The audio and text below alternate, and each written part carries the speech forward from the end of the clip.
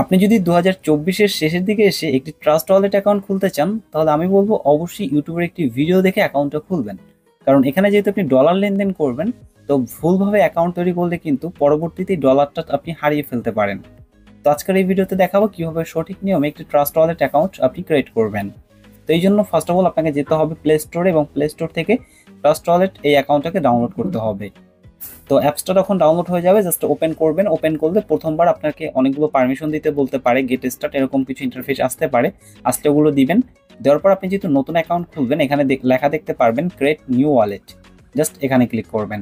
এখানে ক্লিক করার পর আপনি এখানে পাবেন হচ্ছে দুইটা অপশন। এখানে আপনি যে নিচে দেখতে পারবেন সুইপ একটা অপশন, এটার পাশে ক্রিয়েট পাবেন, এখানে ক্লিক করবেন। দেন হচ্ছে এখানে তিনটা টিকমার্ক দিতে বলবে, তিনটা টিকমার্ক করে আপনি জাস্ট কন্টিনিউ ক্লিক করবেন। এরপর এখানে দুইটা অপশন দিবে, আপনি just I lost access to my wallet and fund, এটার উপরে ক্লিক করবেন।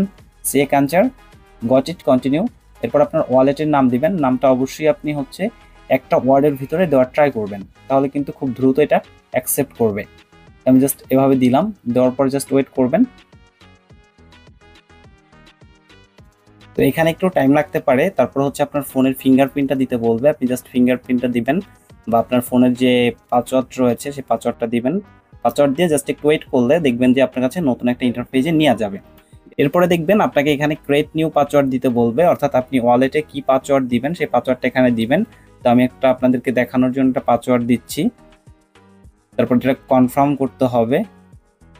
তো কনফার্ম করার পরে আপনি দেখবেন এখানে আবারও আপনার হচ্ছে ফোনের যে পিনটা থাকবে সেই পিনটা দিতে হবে।